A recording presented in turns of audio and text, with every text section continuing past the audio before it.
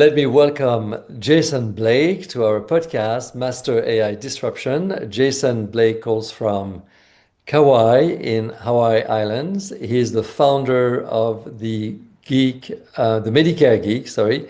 His website is the Medicare Geek, Geek.com. And without much ado, here is to Jason. Welcome. Thank you. Hey, Happy thank to you have for you. inviting me. Nice to Of connect. course, totally my pleasure. So usually I like to hear the guest's story of origin. So tell us from Illinois to Kauai and from a different business to a new business, from film, Yes, I think, production to insurance. I'm thrilled to hear your rendition of your journey. I'll try to keep it short. Um, so yeah, moved to um, Kauai from Chicago, hoping to at that point buy a commercial business that would be like a bed and breakfast. Had lots of financial drama along the way, and was left without money or a business or a property. And in Hawaii, figuring out what I wanted to do. So I was underemployed for a few years. I had different odd jobs where I was piecing it together, and I was quite desperate. And I had a vanity project I was working on at the time, trying to launch a film production company on the island. Um, but in the meantime, I responded to a Craigslist ad about needing insurance agents for to help people with Medicare, and I was really so desperate. I looked for jobs every day. I would have bagged groceries at the grocery store, but this was the 2008 2009 meltdown, and after that there were just no jobs really to be had, and so very reluctantly, I started this, and I was thinking Medicare, old people. I'll do this on the way to whatever's next. So it's kind of putzing along in my insurance business and had this monster project of the production company. And over time, the production company was a nightmare. And I looked, and people. I wasn't selling junk. I was actually helping people. I was usually saving them money. The population was very appreciative to get attention and care and support. And after a couple of years, I realized that really the insurance business was funding my life and this vanity project. So I killed the production company and went full in with Medicare, and that's been almost 15 years. Wow. Okay. Okay. So so that's quite a journey. Yes. So really there was a resonance then between your hardship and the possibilities of insurance, and then it resonated with your heart in helping others, it It, seems. yes, and um, I was raised by my grandmother, and so even though I didn't understand the Medicare thing, I really thought, hey, if I'm going to work with people of a certain age, I really want to take care of everybody like as if they were my grandmother. And Mm. that's something I'm not perfect at, but I've tried to kind of keep that principle over time. Mm. And then that's probably what the vision behind the Medicare Geek, right? To give your passion for helping others around that aging time of their lives and taking good care of their health. Yeah. There's a lot of agents in our industry. There aren't a lot of what I would say professionals.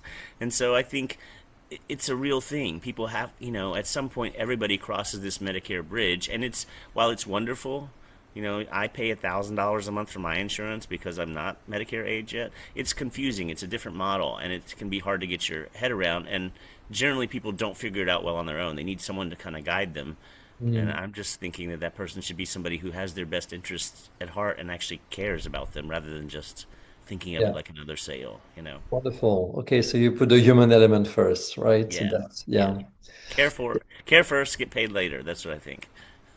Care first, paid later. Get paid later. Okay, Yeah. got it. Care first, get paid later. So, as a result, you built an impressive operation. I think you help over 2,000 people with Medicare choices, and you've trained hundreds of agents, That's right. and you have some in your network directly working with you, Yes. and like 100 and growing. So tell us more. Tell us more. Yeah, I'm actually, if you know the insurance business, there are these things called FMOs or IMOs. So there's a big mothership that a lot of people know called Integrity, and then there's a smaller mothership called Plan Advisors, and then I'm kind of a boutique agency under that Plan Advisors Integrity company. And Mhm. so I really had no interest. I've had jobs where you're managing salespeople before, and originally I had no interest in that. But then I had a very good friend who lived on a different island who I'd worked with previously, and she was in between employment. And I said, you'd be really good at this. And Mm. it's a lot. It's a lot to train somebody in this industry. It's really a 2 to 5 year process. And so I thought, well, if I'm going to train somebody, I want to make it so that it's scalable. And so what we came up with was like a video module site where agents can log in and get the training they need anytime. And then we have other tools like there's a Slack message board, and we do a weekly, we call it a Medicare Geek virtual happy hour where they can log on and get some education, ask questions, successes. So, because it's a difficult industry to train in, very often the old school way was like you'd kind of go into an insurance office and shadow somebody for a year or two before Mm. you were allowed to do business, and that's just not it's not that feasible of a model, at least at scale. And Yeah, so we're trying to make it easier to train agents and the right type of agents to succeed. wonderful, wonderful. So how long is the training? I mean, it's there's a required annual certification called AHIP. It's a tough question um, because once you have passed that annual training the first time of Hmm. AHIP, you probably know more than at least 90% of the population, of the consumer population, about the basics of Medicare. Mm. But there's so much still to learn, and it's really a it's at least 2 years before you've bumped into every weird situation. So it's Mm. not that the training is I see. it's not that it's months long, but it's very there's so many nooks and crannies, different situations that it's really about having access to. This is a special situation I haven't run into before.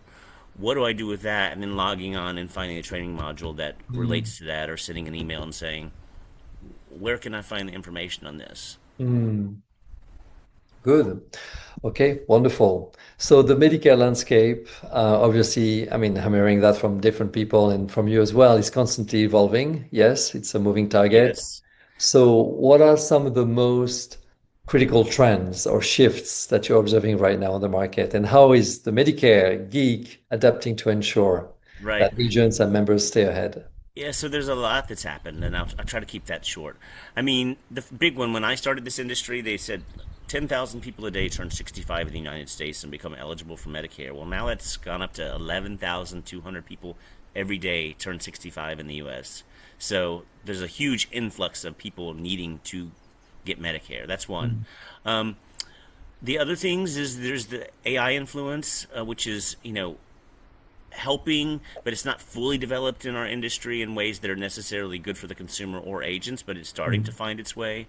Mhm. Other trends, for the first time, we've seen major companies like United Healthcare and Humana uh, not pay commissions on products for certain products, which is the first time in my 15 years that they've done that. It's kind of a shocking thing to the agency, or excuse me, industry. And then the other big one is with each new administration, there are different rule changes, and every year the companies are waiting on what are the rules and what's compliance going to look like, and are we getting a raise per person on what we're paid by the government, those types of things. So Mhm. there's kind of a Rubik's cube of information that we have to synthesize every year, and then Mm. the plans change a little bit also from year to year. So it's also being able to communicate that and make sure people are still on the best plan, or do they need to consider other options or make a plan change. Mhm. It's Mhm. a constantly, at least annually, changing environment. Okay, so how does it affect the next level of the Medicare gig? So what are you looking into? What's Yes, your aspiration? Yeah. and I'm still fighting my way with this. When I first started, I recruited hundreds of agents, and that was shocking to me was how many people signed up, had an insurance license, and then didn't even do one thing. Didn't even complete one contract from the carrier. So um, it was a lot of work that yielded like not very much results. And so I took a little break for a couple of years from recruiting. There were also some of those rule things we were talking about with Medicare. There was a possibility that we would train somebody but then have no financial benefit for it Hmm. too. That Hmm. got resolved between some of the rules and a court case. But so when I dipped my toe back in to start to train and recruit agents, I really thought I want to be a lot more selective. I want to find the right people. I want this to be the right fit for them. I want them to have the same level of care that we do. We don't care if if they work the business part time or full time, but we do want people who are identified with us to care and be professional and have the Yes. members' best interests at their hearts before everything else. Hmm. And they operate under your name?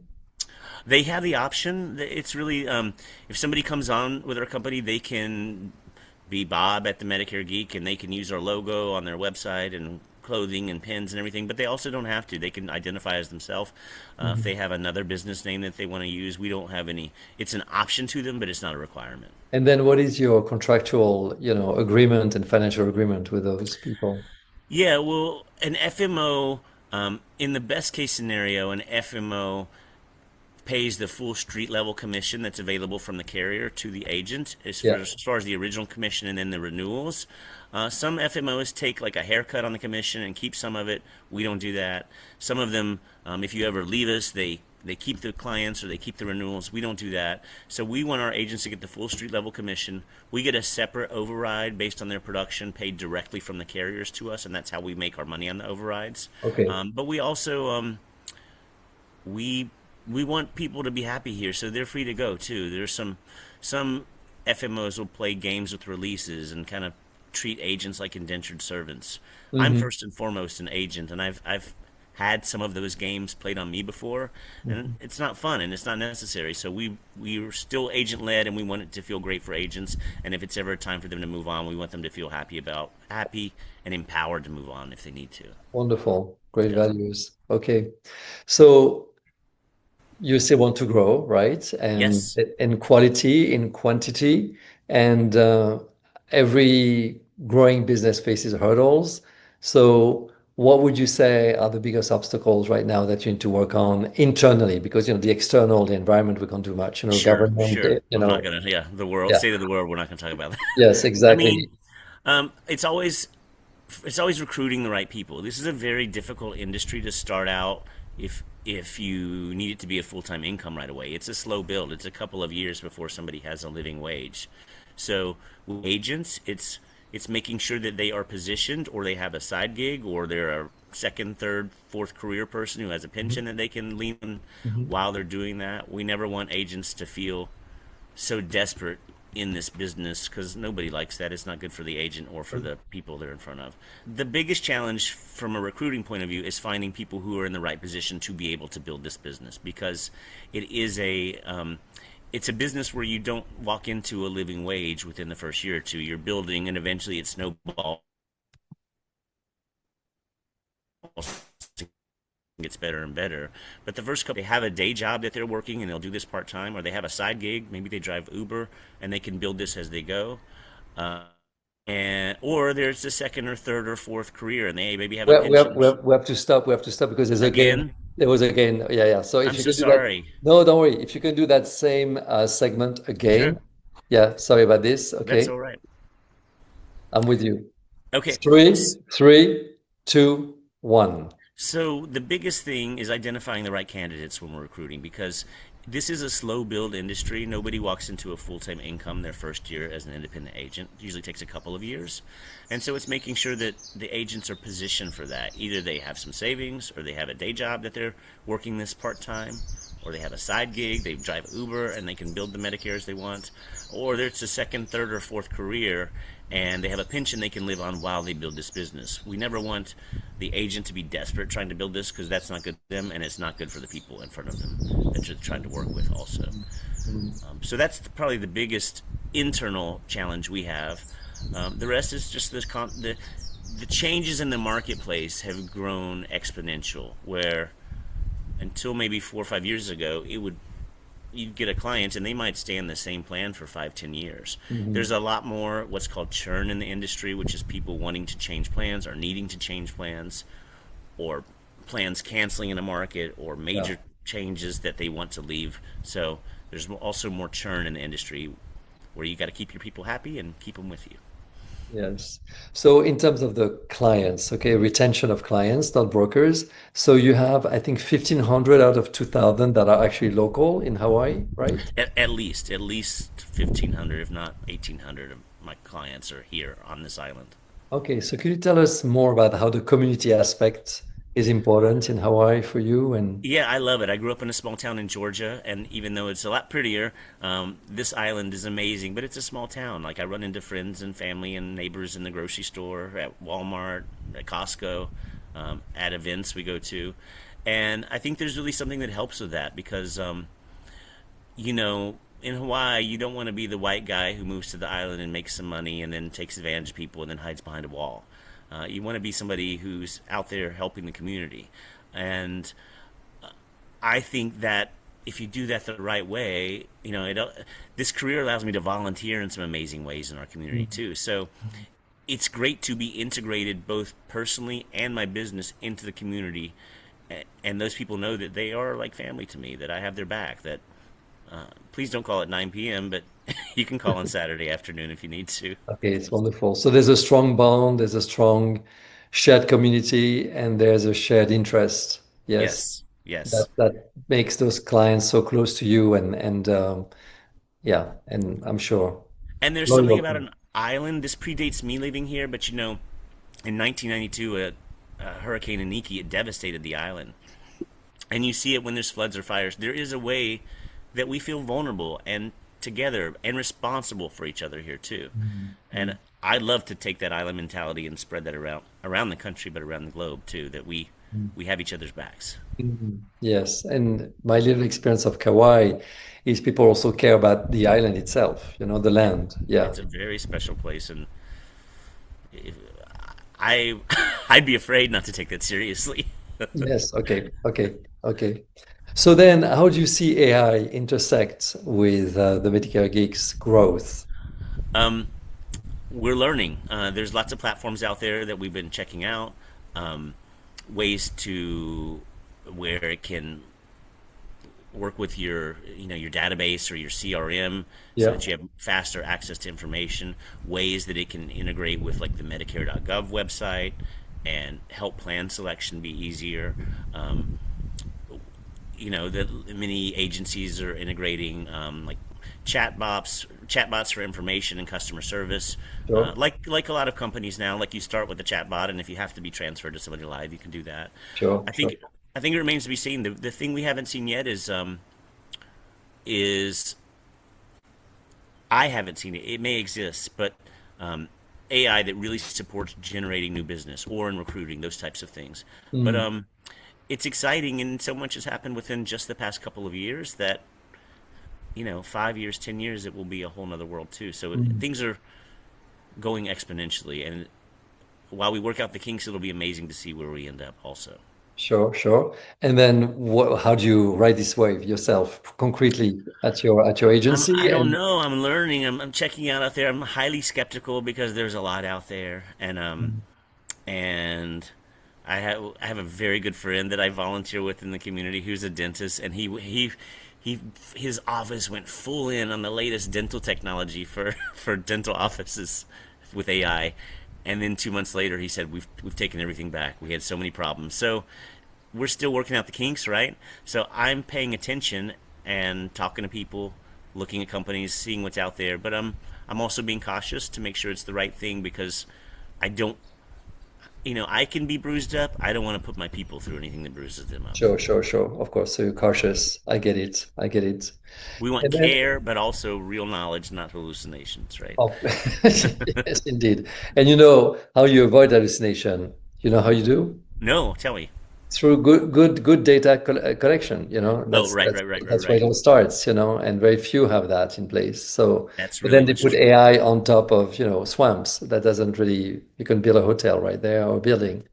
So, sorry, go ahead. No, we have a really great, very effective, efficient go-getter agent in the St. Louis area, but he was asking AI about everything, and like we'd say no, that's not the guideline. That doesn't work that way. But he had to keep trying it, and he would try what he learned on AI, and indeed, like, oh, the application would be rejected or whatever, and he'd have to come back. Okay, you guys are right. So yes, it's what it's built on that makes all the difference. Yeah, absolutely. So, Jason, if you had a magic wand that you could wave, what is the one thing that you would change in your business inside, not outside, inside, to facilitate what you want to see happen in terms of growth, qualitatively, quantitatively? It's a great question. I'm trying to think about it. Inside my business. It's that we'd get better about identifying the perfect agent for us because we're not for everybody and everybody's not for us. There's that, and then it would also be if there was a way to shorten the learning curve and the success curve for agents so that they can make it a legitimate career for themselves sooner rather than later. Those Sure. are the two Okay. things. Okay. Wonderful. Yeah. Okay. Love that. Okay. Well, I think we covered a lot. You shared beautiful insights. I think a beautiful approach. Thank you to your grandmother because I'm sure she Hey, had a role in that. She shapes the men and those grandmothers. And wonderful to see you in your beautiful island and doing so much positive for the community and then expanding beyond the boundaries of Hawaii, right? hey. Definitely. Yeah. Yeah, let's take it nationwide. We so appreciate the work you guys are doing too, and that I'm glad somebody is minding the AI shop while we're while we're in the trenches doing the legwork. So, Thank you. You're so welcome, Jason. This is the end of our podcast, and maybe we'll have you in a year, once hey, you have taken on more even than today.